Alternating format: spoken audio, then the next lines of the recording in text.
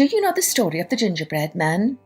It's an old folktale about a little gingerbread man who succeeds in running away from all these people who are chasing him, only to end up being gobbled up by a crafty fox. I never much cared for that story when I was a little girl, because I didn't like the ending. What about you? If you had to change the ending, what would you do? Hello everyone, I'm Kathleen Pelly. Welcome to Journey with Story.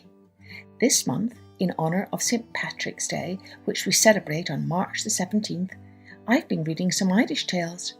But today's story is a Scottish tale, which is still very much appropriate for St. Patrick's celebrations because St. Patrick, the patron saint of Ireland, was actually born in Scotland, and then later he was kidnapped by pirates and taken off to Ireland. So, today I'm going to tell you a Scottish version of The Gingerbread Man, adapted by me.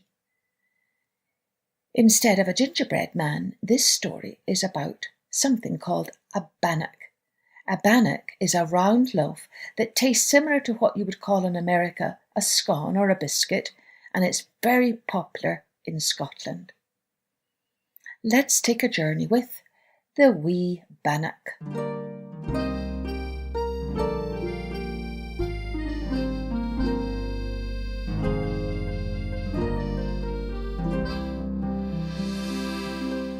Long ago in Scotland, in a wee cottage by a stream, there lived an old man and an old woman.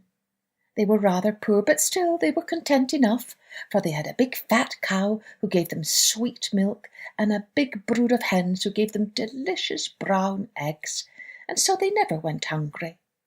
One day, the old woman decided to make some bannocks as a special treat. She stirred the oats and the buttermilk and the fruit. She rolled out the mixture and shaped it into 2 round bannocks and 1 wee bannock, and put them all to bake in a pan on the stove. When the old man came in from milking the cow, he had worked up a great appetite, and as soon as he caught a whiff of the sweet-smelling bannocks, he grabbed one of the big ones straight from the pan and gobbled it up in one bite. At once the old woman snatched the other big bannock, and she too gobbled it down in one gulp. For all that, baking had sharpened her appetite. Now, when the wee bannock saw what had happened to the 2 big bannocks, he thought, "I'm not going to let that happen to me." And he jumped down from the pan and rolled across the floor and out the door. "Look, look!" cried the old woman. "That wee bannock is running away. Catch it, catch it!" The pair of them chased the wee bannock down the garden path. But they were old, and the bannock was nimble and fast as a fox, and as he scampered along he cried out, "I'm the wee bannock who sprang from a pan. Try and catch me if you can." The wee bannock ran and ran and ran until at last he came to the next house, where a tailor and his wife lived. "Look, look!" cried the tailor. "It's a wee bannock. It would make a fine dish for our supper. Good wife, catch it." The tailor's wife threw a wooden spoon at the wee bannock, but she missed, and it hit the tailor instead. The wee bannock laughed and laughed as he whirled round and round their feet, and way out the door and on his way, crying, "I'm the wee bannock who sprang from a pan. Try and catch me if you can." The wee bannock ran and ran and ran until he came to the next house, where a woman was churning butter. "A wee bannock," she said, "that'll be just the thing to go with this butter." She put out her hand to try to catch him, but the bannock wiggled this way and that, running under her feet and almost tripping her up. "You wee scallywag," she shouted, and threw her shoe at it, but it missed, and the wee bannock whirled out the door and down the road, crying, "I'm the wee bannock who sprang from a pan. Try and catch me if you can."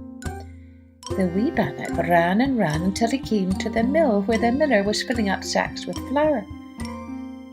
"Well, I never," said the miller. "A wee bannock?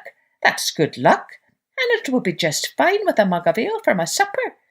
He reached out to snatch the bannock, but the wee bannock was too quick for him, and he dodged under the sack and over the millstone. The miller threw his cap at him, but that wee bannock ducked and dodged and skedaddled out the door on his way, crying, I'm the wee bannock who sprang from a pan. Try and catch me if you can. It was growing dark now, and the wee bannock was fair exhausted from all his exertions. He spotted a cosy dark burrow beneath the bushes, and in he jumped and soon fell fast asleep. In the morning he was awoken by a mother bunny and her brood of baby bunnies. None of them had ever seen a bannock before, and had no idea what to make of the strange wee creature in their midst. "Who are you?" demanded the mother bunny. "Och, I'm just a wee bannock." "What's a bannock?" all the baby bunnies piped up. "I'm a playmate for bunnies," said the bannock, and he ran off, crying, "I'm the wee bannock who sprang from the pan. Try and catch me if you can." And that's just what those baby bunnies did all day long. They scampered and raced and chased, and by evening they were so exhausted they fell fast asleep after their supper. And so delighted was the mother bunny to have a playmate to keep her baby bunnies busy, that she invited the wee bannock to make his home there with them, safe in their cosy wee burrow. And that's just what he did.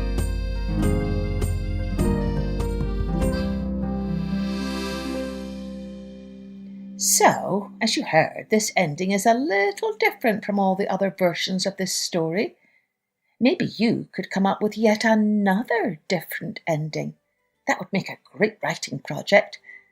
Do send me your version if you can, and we'll share them with others. And keep on sending those pictures. Cheerio then.